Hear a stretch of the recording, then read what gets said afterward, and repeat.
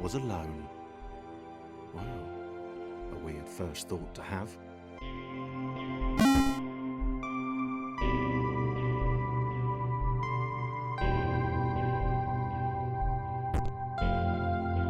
Thomas decided to start listing his observations for posterity. 1. The whole alone thing. 2. Portals. They led somewhere. He'd yet to work out where. 3. Falling. Thomas was absolutely fantastic at falling. He was almost as good at falling as he was at observing.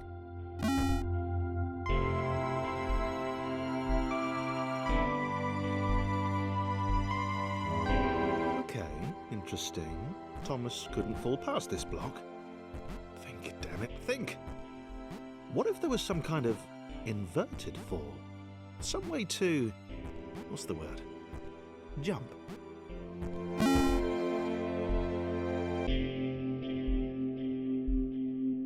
A big jump. But Thomas noted there was no real danger in missing it. The world didn't want him to fail here. It was pushing him, but gently.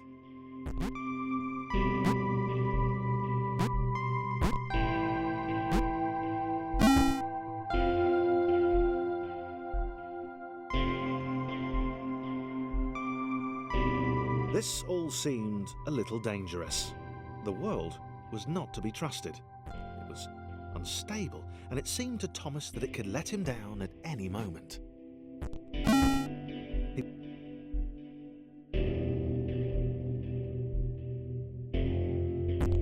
Thomas wondered whether the portals were actually taking him anywhere. He felt like he was making progress, but there wasn't really any way to know. He seemed to be moving predominantly up and to the right, which might or might not be important.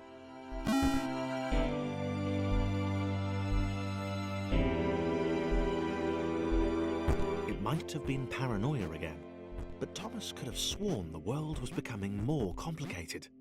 It always seemed to be one step ahead of his skills. It had been designed just for him. He wondered why. Was the world testing him? No, too obvious.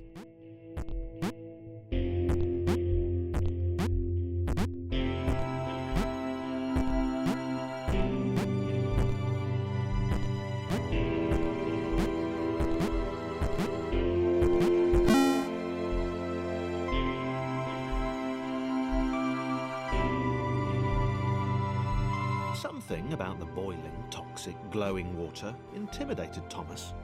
He didn't like it. He certainly didn't want to swim in it.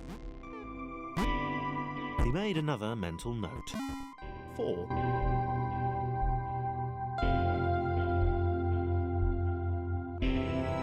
The loneliness was getting to Thomas. No amount of observation or obsessive note-taking could combat that.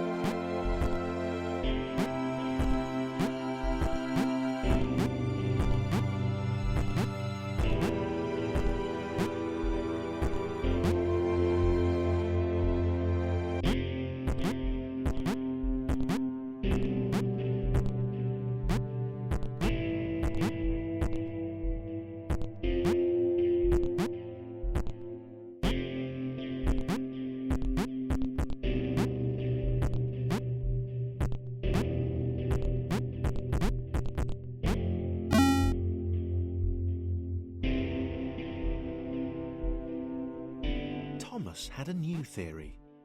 The world was training him. He could feel himself getting smarter. There was the mental list to consider. Over the minutes and seconds since his spontaneous generation, he'd become a pretty skilled jumper. He was evolving. He just wished he had someone to share it with.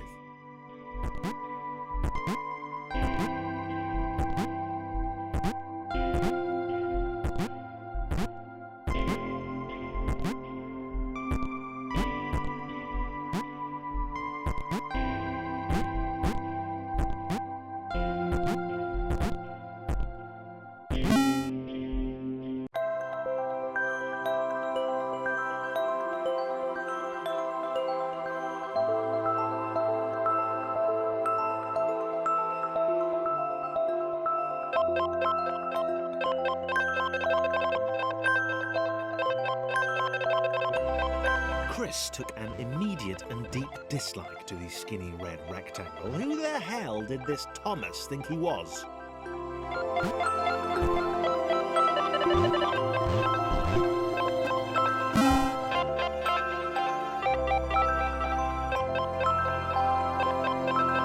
Chris had been doing fine.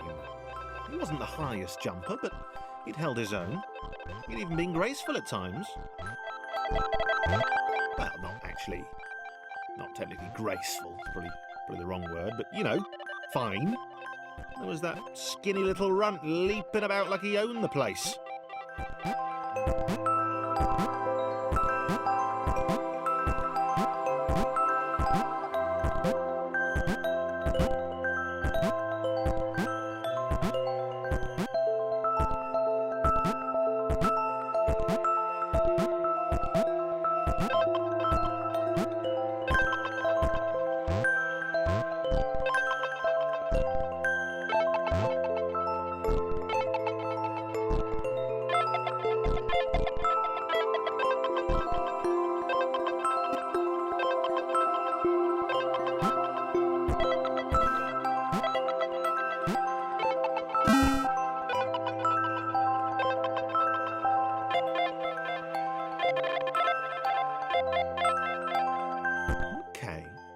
Was more like it.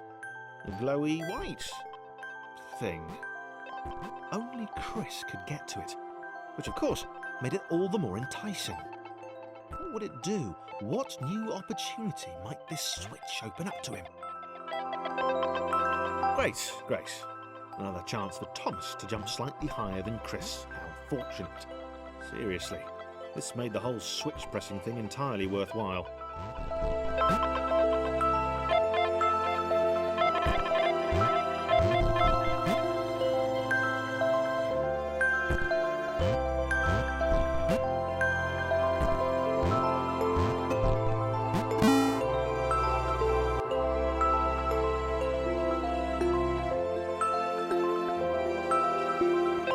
Was this good? Because on the surface, it did not seem good. Chris was pretty scared. Little Red seemed fine, happy to be on his merry little adventure. Chris couldn't shake the feeling that things had taken a significant turn for the worse since Thomas had joined him. Sure, he'd been able to piggyback his way to ever so slightly higher platforms, but where had that got him?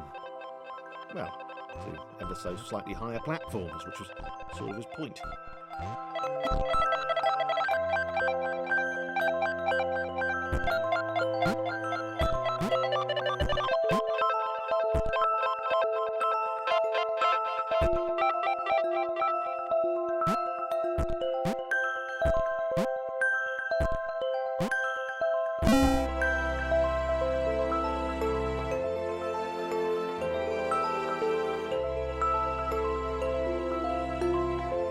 Chris stared at Thomas with pure hatred.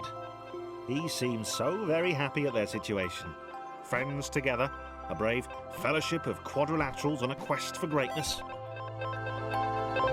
That would be fine.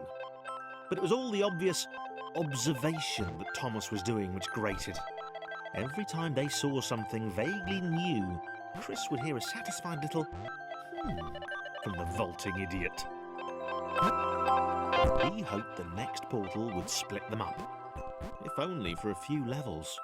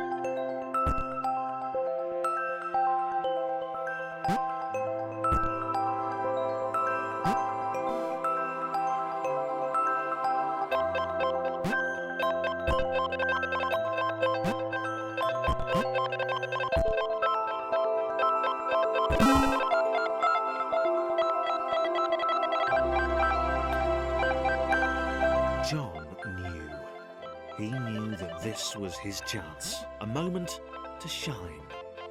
This was game day.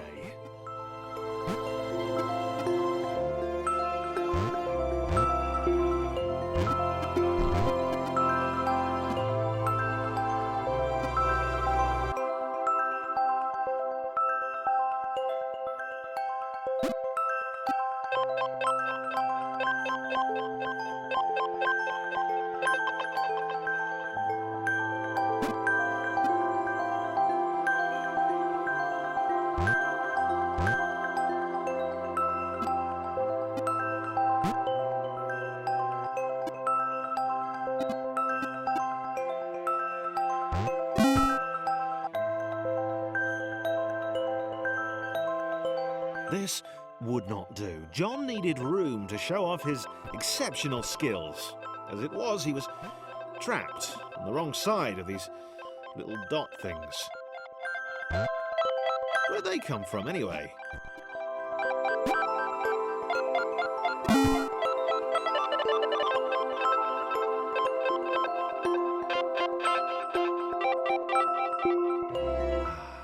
John inhaled the air of the open space, and it smelled of awesome. Time to flex those muscles, to put his training to use, time to show those little dots how it was done. John decided to press the switch, to let the little dots catch up with him. John cared for his new allies. You could tell from the sympathetic expression he'd practiced in the mirror all these years.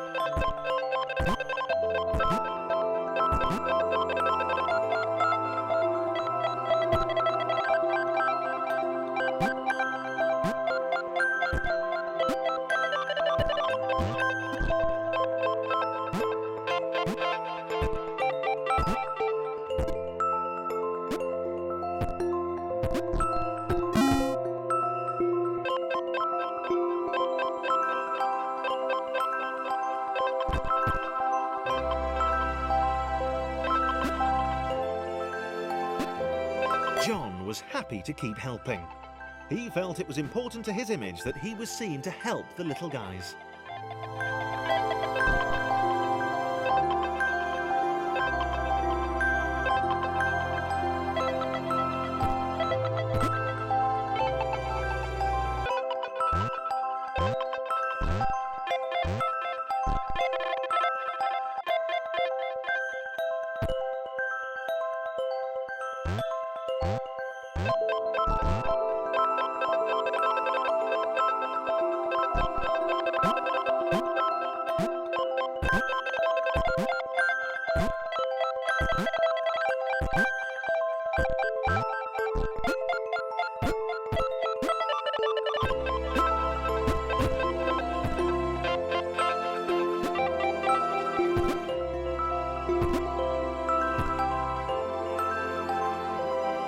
He didn't mind them so much either. The red one, Thomas, had a charming way of applauding every time John jumped. The angry orange one was less immediately likeable, but his unremitting cynicism and tutting amused John.